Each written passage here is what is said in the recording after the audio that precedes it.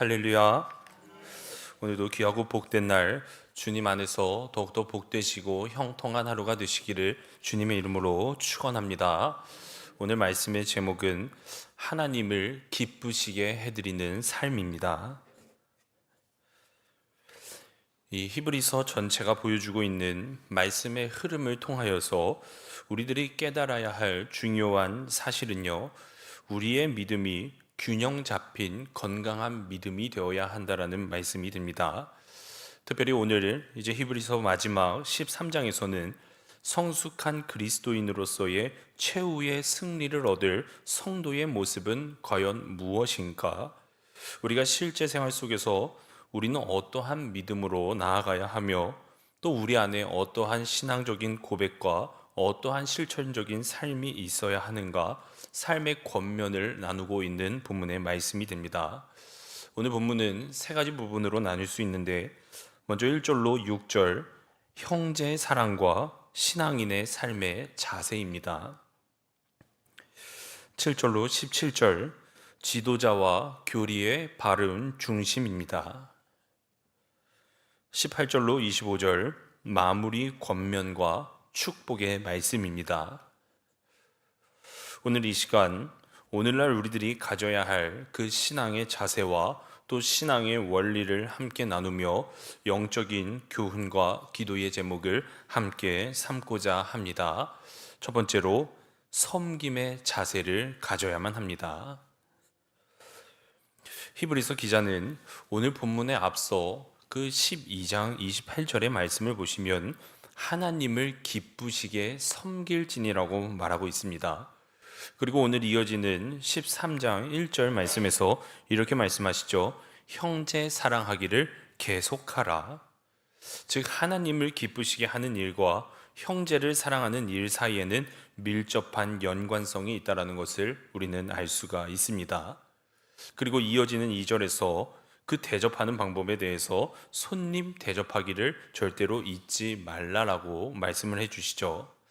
오늘 본문에서 말하는 이 손님이란 주인이 원해서 초청한 손님이 아니라 이방인 또는 나그네를 가리키는데, 그리스도인에게 있어서 이 형제에 대한 이해가 굉장히 광범위하다라는 것을 우리는 알아야만 합니다. 여러분, 사실 하나님께서 예수 그리스도 안에서 어떤 특정한 민족이나 어떤 특정한 국민만을 위해 십자가를 지셨고 그리고 우리를 구원해 주신 것이 아닙니다. 예수 그리스도를 믿는 모든 사람은 종족과 국적을 막론하고 모두 다 하나님 안에서 한 자녀가 되는 것이며, 따라서 모든 성도는 다 주님 안에서 하나 되는 형제이자 자매가 된다는 말씀이죠. 또 언제 누가 예수 그리스도의 품 안으로 다시 돌아오게 될지 모르기 때문에 여러분, 우리들은 누구에게 대하듯 주님 안에서 한 자녀라는 마음으로 항상 우리의 이웃들을 대해야 할 줄로 믿습니다. 그래서 하나님께서는 일찍부터 그 약자와 소외된 자들을 책임을 져라, 그것에 대해서 강조를 하시고 과부와 고아 그리고 나그네에 대한 언급을 늘 잊지 않아 주셨죠. 구약에서도 마찬가지입니다. 출애굽기 22장 21절 너는 이방 나그네를 압제하지 말고 그들을 학대하지 말라. 너희도 애굽 땅에서 나그네였음이라. 여러분, 즉 나그네를 돌본다라는 것, 즉 소외된 자를 돌본다는 것은 신구약 성경을 전체 관통하는 하나님 백성의 굉장히 중요한 덕목의 하나이고 신앙의 의무가 된다는 말씀입니다. 이렇게 손님을 잘 대접하는 줄 알아야 함을 강조한 히브리서 기자는 오늘 말씀에서 알지도 못하는 나그네를 대접하다가 하나님의 천사를 대접한 사람들도 있었다라는 것을 우리에게 알려주고 있습니다. 오늘 2절 중반절 말씀이죠. 이로써 부지 중에 천사들을 대접한 이들도 있었느니라. 여러분, 실제로 아브라함과 그의 조카 롯, 또 사사 기드온, 사사 삼손의 아버지 마노아는 각각 나그네들이 그들의 천사가 되는 줄도 알지도 못한 채 정성껏 대접했던 적이 있었습니다. 그리고 그들로부터 좋은 소식을 들었던 적도 있고, 그리고 그들로부터 큰 도움을 받은 적도 있었습니다. 여러분, 꼭 천사를 만나고 꼭 좋은 일을 받아야지 기대하는 마음으로 그들을 섬기는 것이 아니라, 우리는 이 모든 것들이 하나님의 명령이 되기 때문에, 또 우리가 예수 그리스도 안에서 받은 그 말로 다할 수 없는 사랑 때문에 우리가 가지고 있는 모든 능력을 다하여서 힘껏 우리의 이방인들과 또 소외된 자들을 따뜻하게 대해야만 할 줄로 믿습니다. 특별히 추석 기간입니다. 이번 한 주간 소외된 자들, 또 여러분들이 여러 섬길 그러한 순간들이 오시면 최선을 다해서 꼭 섬겨주시기를 바랍니다. 그러한 섬긴 가운데에서 누가 또 천사로 드러날지 모르겠지만, 분명히 그들 가운데에 하나님께서 보내주신 천사도 있을 수 있다는 것을 우리가 꼭 알고, 그 소외된 자들을 위해 힘껏 사랑하며 나아가야 할 줄로 믿습니다. 그러므로 예수 그리스도 안에서 그들을 우리들의 형제 자매로 여겨주시고 힘껏 사랑하시는 우리 사랑받는 하나님의 참된 백성들이 되시기를 주님의 이름으로 축복합니다. 두 번째로, 하나님이 기뻐하시는 제사를 드려야만 합니다. 이 땅에서 신앙생활을 건강하게 해 나아가려면 우리는 끊임없이 하나님이 기뻐하시는 삶을 살아가야 하고, 또 하나님이 기뻐하시는 제사를 올려드려야만 합니다. 그렇다면 하나님이 기뻐하시는 삶과 하나님이 기뻐 받으시는 제사가 무엇일까? 먼저 오늘 13절에서도 이렇게 말합니다. 그런즉 우리도 그의 치욕을 짊어지고 영문 밖으로 그에게 나아가자. 여러분, 12절에 보면 주님께서는 자신의 피로써 택한 백성인 저와 여러분들을 거룩하게 해주시려고 성문 밖에서 고난을 받아주셨습니다. 13절에서는 우리도 주님처럼 그 십자가를 짊어지고 영문 밖으로 나아가자라고 말을 하고 있습니다. 여러분, 이 십자가라는 것은 주님이 지신 십자가도 있고, 또 앞으로 내가 지고 나아가야 할 십자가도 있습니다. 주님이 지어주셨던 그 십자가는 속죄를 위한 십자가가 되고, 우리가 짊어지고 가야 할 십자가는 사명의 십자가입니다. 사랑하는 여러분, 정말 하나님께서 기뻐하시는 삶, 올바른 인생을 사는 사람은 다른 삶을 살아가는 것이 아닌 내가 목숨을 걸고 나아갈 수 있는 사명을 발견하고, 그리고 그 길을 주님만 바라보며 달려가는 그 사람이 이 세상에서 가장 기뻐 쓰임받는 아름다운 인생이 될 줄로 믿습니다. 오늘날 나는 사명의 십자가를 짊어지고 사명의 길을 걸어가고 있었는가? 아니면 사명의 십자가는 잠시 뒤에가 있고 그저 나에게 주어진 현생, 그 사는 일에만 매달려 있지는 않았는가? 다시 한번 우리의 믿음을 돌아보고 하나님의 부르심과 하나님의 사명이 확실하시다면 그곳으로 나아가야 한다는 믿음을 갖게 되시기를 간절히 바랍니다. 우리가 잘 알고 있는 사도 바울도 자신의 앞날이 결박과 환난이 기다리고 있다는 것을 분명히 알았음에도 불구하고 하나님께서 자신에게 주신 그 십자가, 자신의 사명을 다 감당하기 위해 예루살렘으로 갔음을 우리는 잘 알고 있습니다. 여러분, 우리도 목숨 걸 사명을 발견하셔야만 합니다. 사명의 십자가를 지고 영문 밖으로 나가셔야만 합니다. 그리고 그 일을 위하여 최선을 다해서 사는 삶, 그것이 우리 하나님께서 가장 기뻐하시는 삶이 되는 줄로 믿습니다. 또한 우리가 그분께 이어지는 말씀에서 찬송의 제사를 올려드려야 한다고 말씀을 합니다. 찬송은 하나님을 높여드리는 행위입니다. 그러므로 찬송은 하나님께 드린다라는 말씀이죠. 오늘 15절에서는 항상 찬송의 제사를 하나님께 드리자라고 분명히 말씀합니다. 여러분, 이사야 43장 21절에서는 분명히 얘기합니다. 이 백성은 내가 나를 위하여 지었나니 나를 찬송하게 하려 함이니라. 하나님의 임재를 경험할 수 있는 가장 빠른 길 중에 하나가 바로 찬송을 드리는 것입니다. 하나님이 이 찬송으로 말미암아 우리를 창조하셨으니 하나님께서는 우리의 찬송을 보게 될 때에 가장 기뻐하시고, 또 우리가 찬송을 부르게 될 때에 하나님의 능력이 나타나게 된다는 것을 꼭 믿으시기를 바랍니다. 여호사밧 왕의 찬양대가 찬송하게 될 때에 천사들이 활동하여 적군을 물리쳐 주셨고요. 바울과 실라가 감옥에서 기도하고 찬송하게 될 때에 옥문이 열리고 착고가 풀어지는 기적을 경험했습니다. 즉 이 말씀은 찬송이 우리 입술에 거하게 될 때에, 우리 입술에 고백이 있게 될 때에 우리의 삶에는요 능력과 기적이 나타나게 될 것이다라는 하나님의 약속된 말씀인 줄로 믿습니다. 사랑하는 여러분, 오늘 말씀처럼 예수님께서는 우리를 위해서 성문 밖에서 고난 받으셨습니다. 그리고 우리는 그 고난에 동참하여 성문 밖에서 우리들의 개인적인 사명의 십자가를 지어야 하고, 동시에 그 은혜에 감사하며 예수님만을 위한 찬송의 제사를 드리며 나아가야만 할 줄로 믿습니다.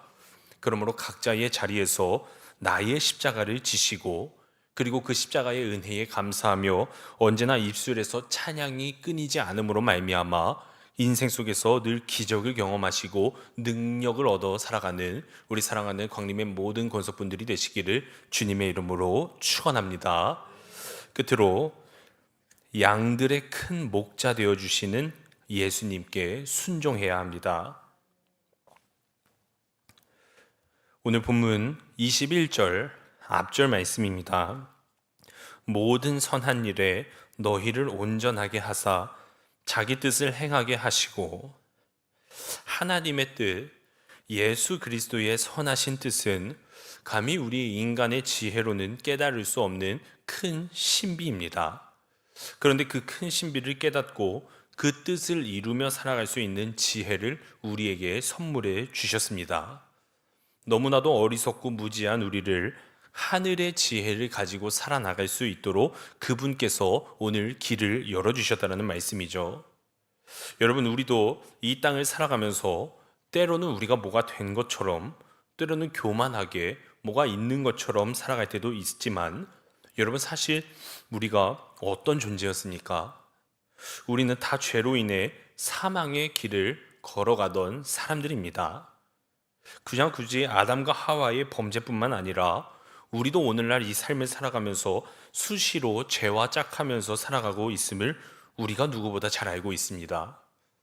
예수님께서는 산상수훈에서 분명히 말씀하십니다.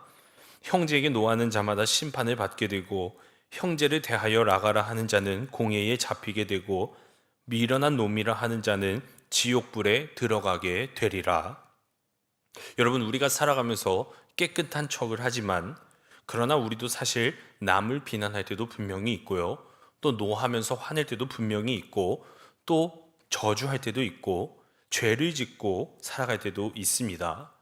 여러분, 그렇게 따지면 우리들도 빠짐없이 이미 지옥불에 들어갈 존재입니다.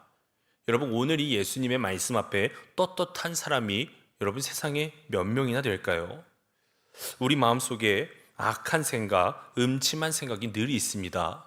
그것뿐입니까? 영적 간음이라고 말하는 우상 숭배의 문제 또한 우리에게 너무나도 넘쳐난다라고 하는 거죠. 스스로 나는 무흠하다, 나는 깨끗하다라고 말할 수 있는 사람 세상에 아무도 없을 겁니다. 여러분, 그런데 감사하게도 하나님께서는 그 죄인 되는 우리를 그 큰 죄악에서 건져주시기 위해서 아무런 죄 없으신 예수 그리스도를 이 땅에 보내주셨습니다.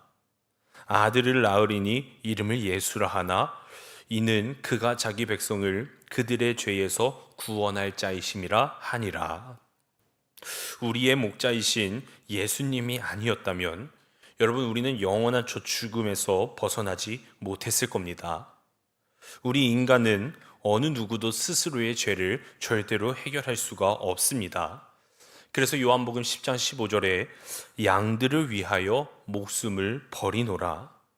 주님께서 우리를 위해 죽으심으로 말미암아 우리를 구원해 주셨다는 것을 꼭 믿으시기를 바랍니다. 그리고 오늘 히브리서 마지막 부분에서 우리를 위해 희생 제물이 되어 주셔서 우리의 죄를 해결해 주신 예수님을 오늘 20절에서는 이렇게 말씀하시죠. 양들의 큰 목자 되어 주시는 우리 주 예수님이시다. 여러분, 양들은 무능합니다. 곧 그분의 양이 되는 우리 또한 무능합니다. 인간들이 아무리 있는 척해도 결국 하나님 앞에서 무릎 꿇어야 할 존재가 됩니다. 그런데 그런 무능한 우리들을 위해 이 땅 위에 목자로 오신 분 바로 예수님인 줄로 믿습니다. 예수님은 우리의 목자로서 가장 완벽한 분입니다. 그리고 그 주님을 목자로 따르기 위해서는 우리가 그분의 양이 된다는 이 사실 여러분 절대로 잊지 마시기를 바랍니다. 우리는 연약한 용이고 그리고 어리석고 무능한 양입니다. 때로는 너무나도 무능해서 사리 분별 못하고 때로는 마귀 속삭임에 늘 넘어가고 진리의 길을 찾아가지 못하는 나약한 존재이지만 여러분 잊지 마시기를 바랍니다. 그 가운데에서도 우리의 선한 목자 되어주시는 예수님께서는 끝까지 우리를 보호해 주실 것이고 끝까지 우리를 싸매 주실 것이고 끝까지 우리를 치료해 주시고 결국 선하고 의로운 길로 친히 인도하여 주실 줄로 믿습니다. 이사야 40장 11절 그는 목자같이 양떼를 먹이시며 어린 양을 그 팔로 모아 품에 안으시며 젖먹이는 암컷들을 온순히 인도해 주시리로다. 아멘.